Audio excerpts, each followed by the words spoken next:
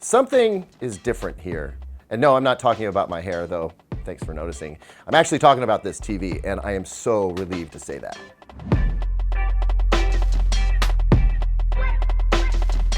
Welcome back, everyone. I'm Caleb Dennison, and this is review part 2 for the Hisense H8G. If you didn't see it before, part 1, we got into the TV and just something wasn't right. It didn't look right at all. I had a feeling that there was a problem with the television. Called up Hisense, they sent a replacement. This is the one, and what a difference. With the naked eye, it's very clear that this TV is performing the way it should, and so far, I'm pretty impressed. If you haven't seen review part 1, basically the color and contrast was just wrong. In fact, I had to put it in the standard picture mode to get something that looked right, which is not at all the norm. Here, I've put the TV in its theater day or theater night mode, also in Dolby Vision day and Dolby Vision night mode. The TV is looking correct, and I haven't even done any measurements with that. We will soon, but first, let's take a look at some of the performance characteristics of the TV.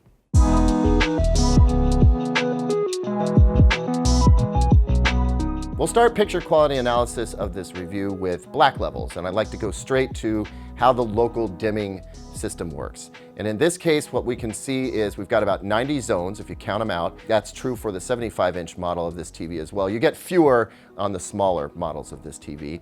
And as far as halos around bright objects, obviously the bigger the bright object, the more halo you're going to get. You can see that here with these big balloons moving around. But if we tighten things up a little bit, take a look at this local dimming test provided by the Villa Man on YouTube, fellow YouTuber. You can see that depending on how fast the box moves, depending on where it's located, you get different effects. So off axis, the blooming and halo is very obvious. But once you're sitting right in front of the TV, I think Hisense has done a really good job of tamping down on it, especially for a TV at this price. As for peak brightness capability in HDR, I clocked this model in at over 900 nits. It kind of hung out around 928 for the time that I was testing it. That's with a 10% window, which we use as a standard, and that's, again, fairly impressive for a TV of this cost.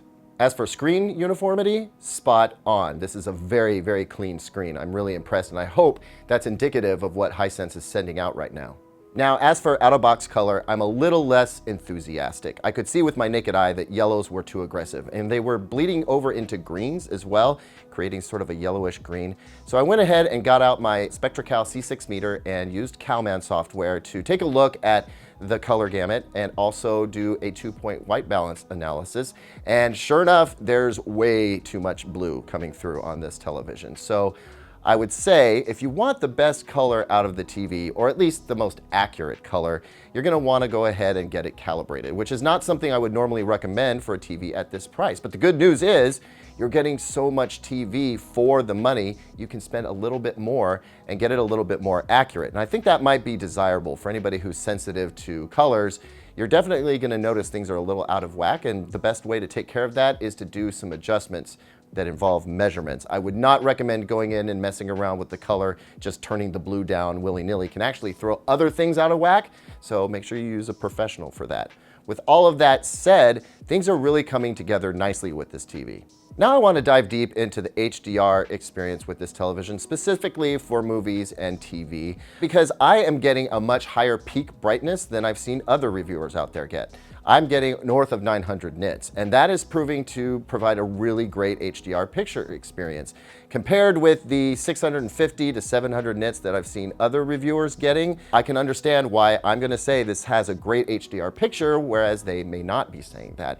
I can't explain why this is. Maybe I just got lucky with the panel. Your mileage may vary, but from my standpoint, the HDR picture experience is great. I think most people are going to love it if they're getting a TV anything like this one. So what about gaming? Well, the first thing I want to tell you is that this TV does not support HDMI 2.1, so you're not going to get variable refresh rate out of this TV. Its response time is fairly good though, around 13 milliseconds, and its input lag is very low too. So I think that you're going to get a decent console gaming experience. I would not hook up a hot rod gaming PC to this TV and expect a really great first-person shooter experience, not if you're competitive anyway, but for console gaming, generally speaking, great. And the picture quality is really good. HDR gaming, as you can see here, looks fantastic on this TV. So I think for most gamers, perfectly acceptable.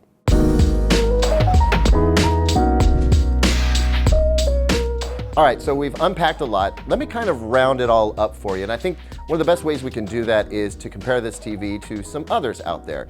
I just reviewed the Sony X900H. That TV is $1,400 for a 65-inch model, and I think it's considerable value considering the performance.